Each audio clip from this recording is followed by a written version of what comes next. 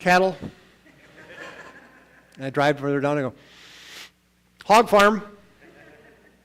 And chickens, you know that's pretty distinct. There's no questioning there. You go in a chicken coop and your sinuses are cleared within seconds. Vicks has nothing to do with that. I mean, it's done. But the fragrance of this coming out, and she thought nothing of it. And I imagine people walking by this house, Lazarus' house, would smell this thing and go, what is going on in there? There's something special going on because this is expensive stuff. It smells like the stuff we got from who knows what country imported for burial. Something's going on in there. Something memorable. But she had no problem with dumping it. And this just giving freely. We hear in John that we have these various people who showed us what discipleship's all about, giving freely of yourself. And Mary was an example, a prime example of someone who didn't need to be told. She did this all on her own. It's not like Jesus said, okay, I want you to take your nard that you've been saving for over a year and it's expensive. I want you to pour it on my feet and wipe it with your hair. It was nothing like that. She initiated everything without any kind of prompting. And she sacrificed a lot of money, for one thing.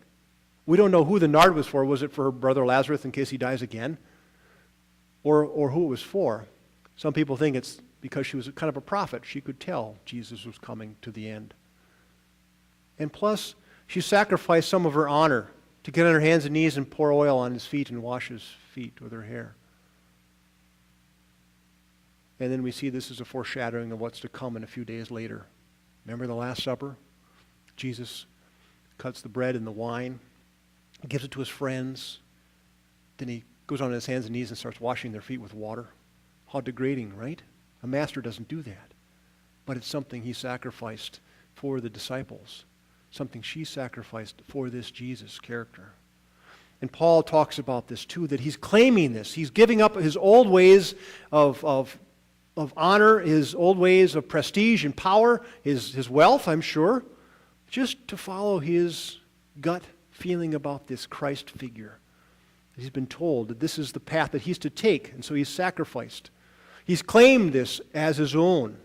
How much do we claim as our own nowadays, I know that this morning the Jody Hoffman's sitting there, and she's claimed this ministry to Guatemala as her own. She and Greg are very excited about this ministry that they do. And then Rose Rigi stood up announcements, and she's talking about Relay for Life, creating money for cancer research. Because it's something that she's claimed. It's something that's deep within her soul. How much do we claim every day that's not just kind of trivial, but something very important to us? And what do we do to make this claim happen? Or what do we do with this claim? God, through the centuries since Adam and Eve, has made his claim on us, little by little, right? A covenant with Adam and Eve, a covenant with Noah, another covenant with Abraham, just building and building and building, and more of the prophets are come along.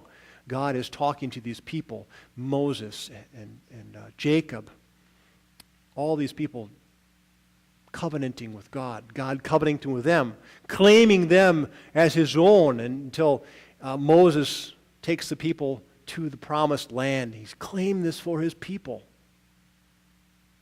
This is a God who does for his people in a very good and positive way.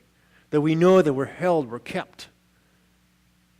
Like we're children being held by our mothers or fathers or uncles or aunts or grandparents. The security and the safety and the love and the warmth, you can feel it. And then you have the figure of Jesus who comes and does this further witness to claim us, baptizing us in not only water but the Spirit and the Word.